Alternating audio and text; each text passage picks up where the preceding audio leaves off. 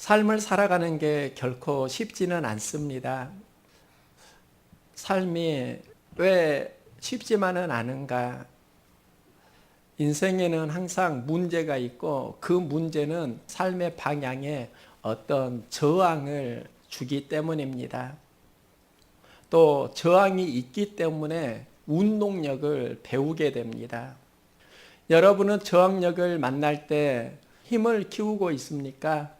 아니면 힘들어 신음하고 주저앉아 있습니까? 수영을 하면 네 가지의 저항이 있습니다. 하나는 표면 저항이 있습니다. 몸이 전진하려고 할 때 방해를 받는 겁니다. 이걸 표면 저항이라고 하고요. 또 앞으로 가려고 할 때 뒤에서 가지 못하도록 끌어당기는 그런 저항, 이걸 견인 저항이라고 합니다. 또 수중에서 몸의 표면에 작용하는 저항이 있다고 합니다. 피부 마찰, 수영복, 머리카락, 이게 신체와 접촉하면서 저항이 있다는 겁니다. 몸의 형태가 변하면서 느끼게 되는 저항도 있다고 합니다. 표면 저항, 견인 저항, 마찰 저항, 형태 저항, 이게 있다고 하는데 저는 이게 구체적으로 무엇인지는 잘 모르겠어요. 분명한 것은 이 저항력을 얼마나 잘 이기느냐에 따라서 그가 얼마나 뛰어난 선수인가가 구별이 된다는 것입니다. 선수는 저항을 이기는 추진력을 훈련합니다. 반복되는 훈련을 통해서 강하게 만들어지는 겁니다. 우리의 삶에도 장애를 이기는 추진력을 키워야 하는데요. 이 추진력이 믿음의 근육으로 작용할 수 있기를 소망합니다. 비행기도 저항을 받게 되고요. 또 저항이 있기 때문에 날 수 있습니다. 비행기가 저항을 받지 못하면 뜨지 못합니다. 비행기가 비행을 하려고 하는 때 언제 에너지가 가장 많이 필요한가? 활주로로 달리다가 하늘로 오르려고 하는 그 시점에 굉장히 많은 에너지가 필요하다고 합니다. 이 시점에는 브레이크를 밟으면 안 됩니다. 가속을 밟아야 하는 겁니다. 일단 하늘로 뜨길 시작하면은 수월하게 비행이 가능합니다. 날아올라야 하는 시점이 될 때 기도로 비상할 수 있기를 소망합니다. 말씀 붙들어야 하는 겁니다. 기도와 말씀으로 수고를 해야 한다는 것입니다. 도약하려고 하는 이 시점에 어떤 힘을 얻느냐? 이때 저는 하나님 은혜가 임하게 해주세요. 환경에 은혜가 임하게 해주세요. 이런 기도도 많이 합니다. 하지만 또 하나 해야 되는 기도가 있습니다. 외적인 환경도 중요하지만 내가 도약하려고 할 때 하나님의 영향력 안에 들어가게 해주세요. 내가 힘들 때는 마귀의 영향력에 들어갈 유혹이 굉장히 많이 있습니다. 그래서 기도하는 겁니다.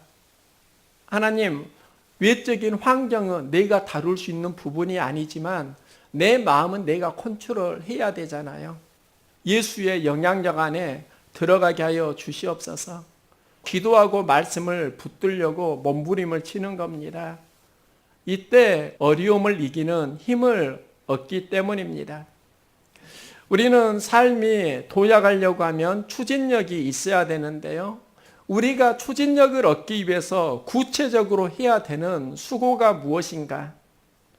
바울은 디모데에게 하나님께서 지으신 모든 것이 선하다, 감사함으로 받으면 버릴 것이 없다. 바울이 디모데를 굉장히 사랑하면서 자기 믿음의 경륜을 가지고 전하는 메시지입니다. 모든 것을 감사함으로 받으면 버릴 것이 없다. 살아가면서 좋은 환경만 있는 건 아닙니다.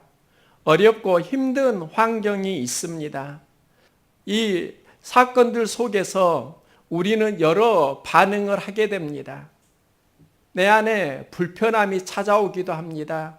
이때 바울은 디모데에게 감사함으로 반응하라, 이 말씀을 하고 있습니다. 내 안에서 모든 상황에 감사함으로 작동하기 시작하면 여기에서 새로운 에너지가 나온다는 겁니다. 감사의 에너지를 가지면 삶은 훨씬 강력해집니다. 감사 에너지는 어떤 생각, 어떤 의식을 가지느냐와 연결됩니다. 불평, 감사도 모두 다 의식에서 나옵니다. 달을 주신 하나님께 감사하면 하나님께서 해를 주신다 이야기가 있습니다. 감사하면 더 큰 감사의 씨앗이 자라고 불평하면 더 많은 불평과 원망의 씨앗이 자라는 겁니다. 그래서 우리는 감사 에너지를 키우기 위해서 항상 기도해야 합니다. 내 삶의 체질이 감사로 가기 위해서 의식적인 노력이 필요합니다.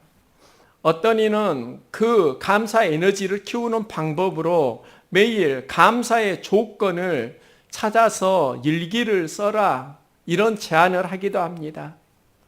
감사의 조건을 찾으려고 하면 많이 있고 어려움, 불평, 원망의 조건도 많이 있습니다.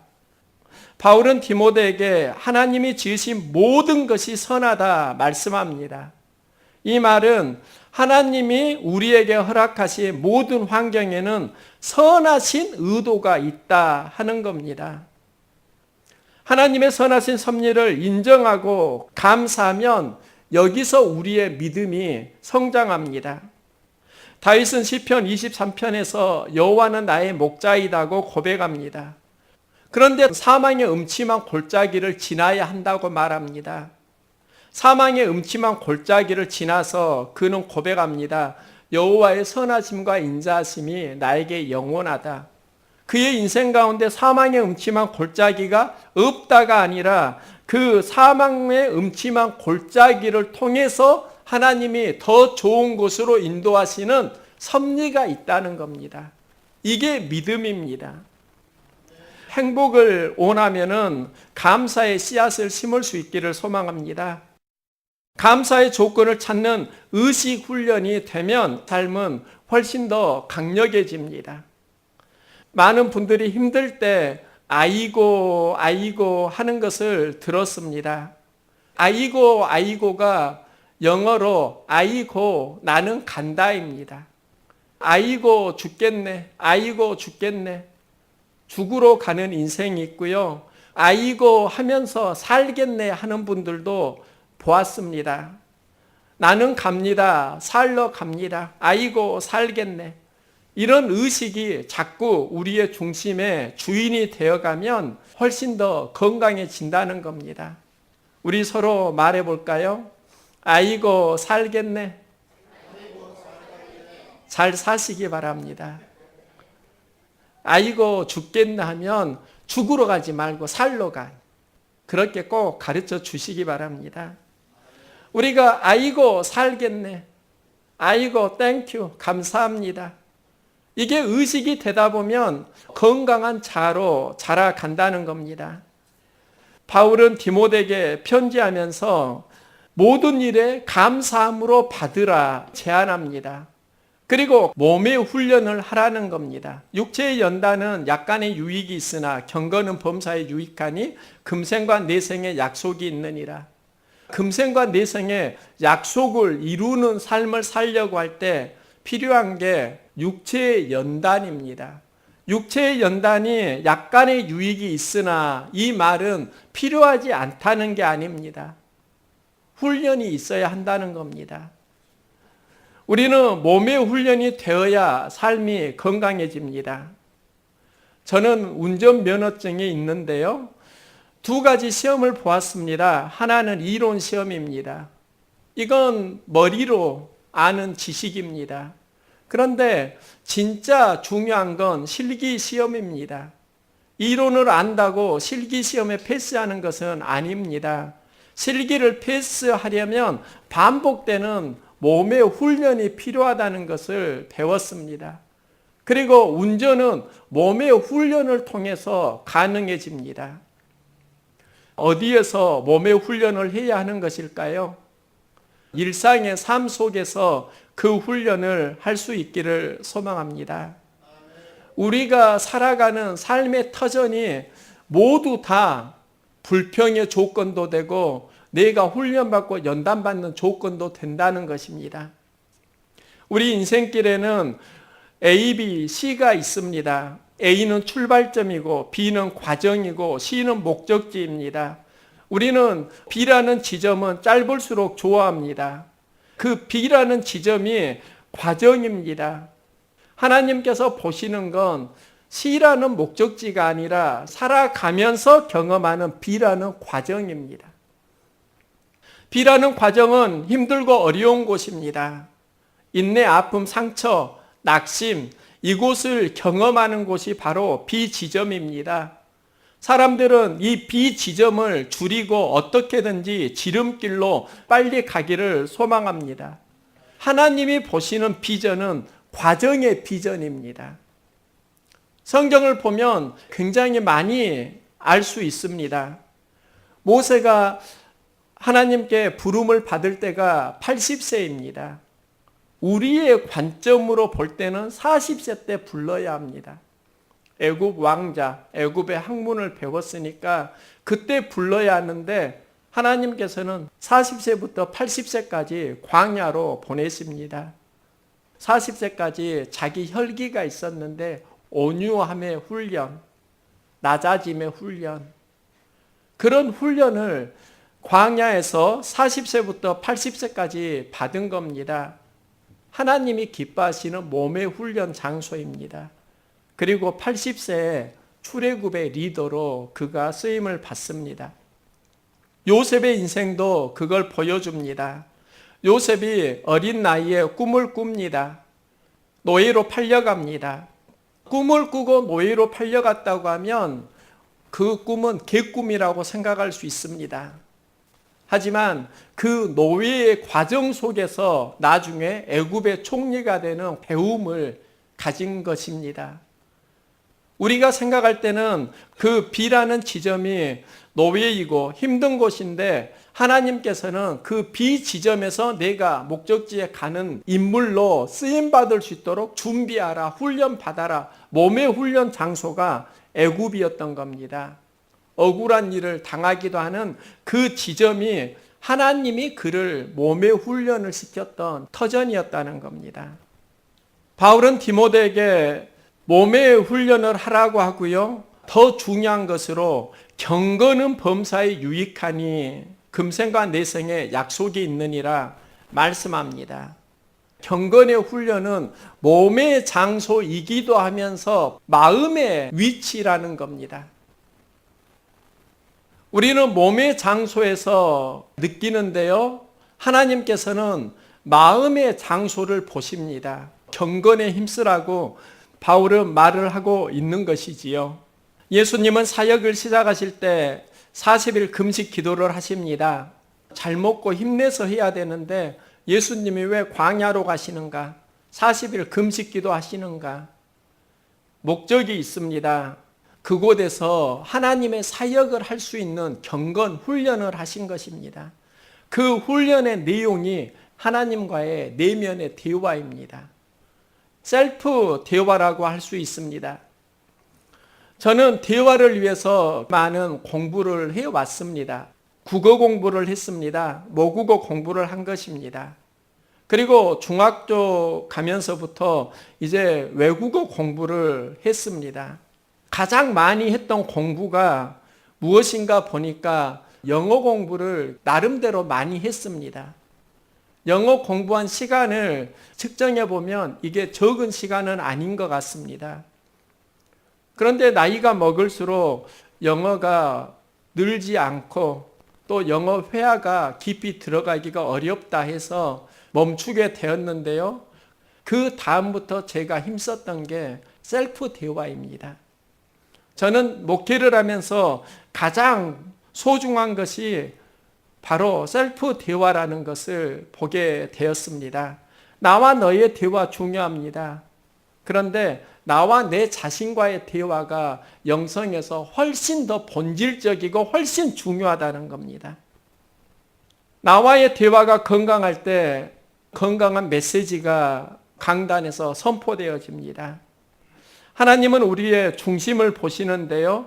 우리의 중심을 보신다라는 것은 우리 안에 있는 마음의 셀프 대화를 보신다는 겁니다. 많은 이들이 셀프 대화에서 성장하기도 하고 마귀에게 틈을 보이기도 합니다.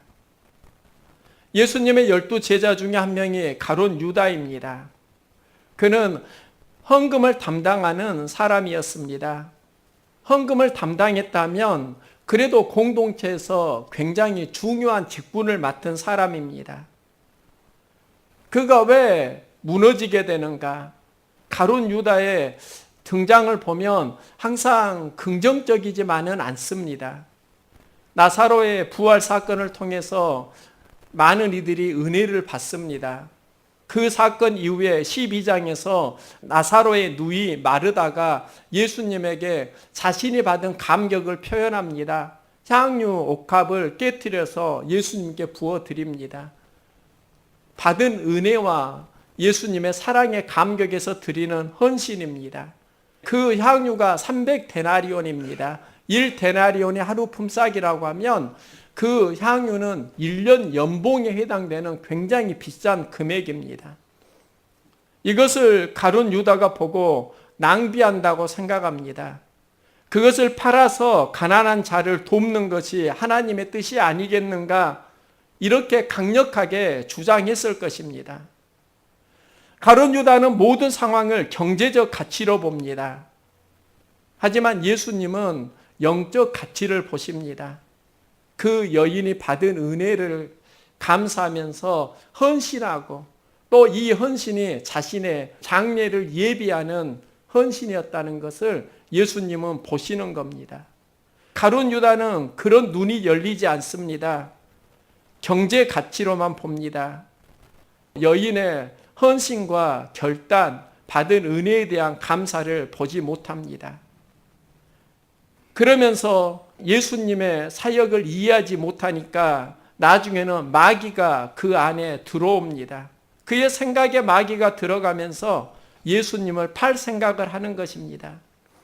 마귀가 그의 생각에 예수를 팔려는 생각을 넣었더라. 이게 무슨 말씀인가? 가룟 유다 안에 셀프 대화가 있는데 마귀가 주도하고 있었다는 겁니다. 우리가 여러 삶을 살아가는데요. 그 내면의 대화에서 누가 주도하는가? 말씀이 주도하는가? 환경이 주도하는가? 하나님을 향한 영성이 나를 주도하는가? 아니면 나의 이 습관이 주도하는가? 이 셀프 대화를 통해서 나와 너의 대화도 달라지게 됩니다. 말투도 달라지게 됩니다. 관계가 달라지게 됩니다. 그래서 우리 인생에서 가장 중요한 대화가 무엇인가? 바로 셀프 대화일 수 있다는 겁니다. 셀프 대화가 경건으로 들어갈 수 있기를 소망합니다. 바울은 말합니다. 모든 일에 기도와 간구로 너희 구할 것을 감사함으로 하나님께 아뢰라. 이건 너희 안에 셀프 대화가 하나님께 들어가야 한다는 겁니다. 하나님의 영향력에 들어가게 되면서부터 하나님의 약속을 이루는 열매로 연결된다는 겁니다. 교회에 텃밭이 있습니다. 제가 지난주에 그 텃밭에 거름을 주고 밭을 좀 갈았는데요. 그 텃밭에 동계상추를 심으려고 합니다. 저는 예전에 동계상추를 심으면서 굉장히 많은 매력을 발견했습니다. 봄에도 씨앗을 심었는데 봄에 심은 그 상추는 금방 자라다가 한 달, 두 달 지나니까 다 시들어서 먹질 못하는 겁니다. 그런데 동계상추를 심으니까 동계상추가 봄에 싹이 나는데 여름이 오기 전까지 건강하게 자라는 겁니다. 그리고 상추의 대도 굵고 튼튼하게 자라고 맛도 참 좋은 걸 보면서 와, 동계상추가 굉장히 매력이 있다. 그러면서 생각했습니다. 봄에 심은 상추와 동계상추 차이점이 무엇일까? 봄에 심은 상추는 추위와 역경이라는 고난을 경험하지 않습니다. 봄에는 따뜻한 햇볕만 있는 겁니다. 그런데 동계상추는 겨울에 추위를 견딥니다. 어려움을 견디는 겁니다. 그리고 그 어려움을 견디다 보니까 단단해집니다. 그리고 봄에 햇살을 받으니까 그 동계상추는 긴 기간 동안 풍성한 열매를 우리에게 주고 있는 겁니다. 저는 여기에서 한 가지 깨달은 게 있습니다. 우리가 봄상추의 신앙일 수도 있고 동계상추의 신앙일 수도 있다는 겁니다. 우리는 누구나 바라기는 봄상추를 바랍니다. 그런데 진짜 열매는 동계상추가 훨씬 풍성합니다. 인내하고 참는 것, 이 인내가 우리를 알곡 신앙으로 자라게 합니다. 우리가 맺어야 하는 열매는 알곡 신앙입니다. 한 농부의 이야기입니다. 농부가 농사를 짓는데 가뭄이 있을 때 하나님께 비를 내려주세요 기도합니다. 그러니까 비가 내려와서 농부가 흡족해 합니다. 또 햇볕을 주세요. 그래서 하나님이 햇볕을 줍니다. 농부가 기도하는 모든 기도를 하나님께서 다 들어주십니다. 벼는 무럭무럭 잘 자랍니다. 농부는 올해 농사는 풍년이다 좋아하고요. 이제 가을이 되어서 타작을 합니다. 타작을 하니까 농부는 매우 실망합니다. 벼 속에 알곡이 없는 겁니다. 하나님께 따집니다. 하나님 이게 뭡니까? 왜 알곡이 없습니까? 하나님이 그에게 말씀합니다. 내가 언제 좋은 환경만 구했지 알곡을 구했느냐? 좋은 환경만 구하면서 알곡 되기를 구하지 않는다는 겁니다. 알곡은 내가 원하는 환경에서 자라는 게 아니라 내가 원하지 않는 환경을 만났을 때 여기서 훈련받고 연단받으면서 되어지는 과정입니다. 그래서 모든 상황에는 하나님의 섭리가 있는데 그 섭리는 선하다. 바울은 이런 맥락에서 디모데에게 편지를 하고 있습니다. 디모데에게 좋은 일꾼이 되라고 하는데 그 좋은 일꾼이 무엇일까요? 너 알곡되는 신앙 생활을 해야지 돼. 알곡되는 싸움을 해야지 돼. 알곡이 좋은 열매야. 이 이야기를 하고 있는 겁니다. 우리가 열매를 이루는 삶을 살아가야 하는데 그 열매가 알곡으로 자라날 수 있기를 소망합니다. 우리에게 하나님의 약속을 누리는 알곡 믿음이 필요합니다. 그 알곡 믿음이 자라기 위해서 어떻게 해야 되는가? 모든 환경에서 하나님의 선하심이 있다는 것을 인정하면서 감사 훈련을 하는 겁니다. 감사 훈련이 알곡으로 되어가는 과정입니다. 하나님의 백성으로 살아가는 몸의 훈련을 해야 합니다. 내 몸이 예배 훈련이 되고 기도 훈련이 되어질 때 알곡으로 되어가는 과정입니다. 내면의 대화에서 경건을 이루는 셀프 대화가 있어야 합니다. 내 안의 대화가 하나님의 주도권으로 들어가야 합니다. 여기서 알곡이 되어갑니다. 우리는 많은 열매를 맺기를 원합니다. 하지만 하나님의 약속을 누리는 알곡 믿음이 되기 위해서는 모든 상황 속에서 감사함의 영성을 키워가고 감사하는 몸의 훈련을 해가고 또 내 안에 내면의 대화에서 환경이 나를 주도하지 않고 하나님이 주도하실 수 있도록 힘써 가는 겁니다. 하나님께서 열매를 맺게 하시는데 그 열매가 훈련받고 연단받으면서 맺어지는 알곡 열매입니다. 하나님의 약속을 붙들고 알곡을 맺어가는 믿음으로 승리하는 삶을 살아갈 수 있기를 소망합니다.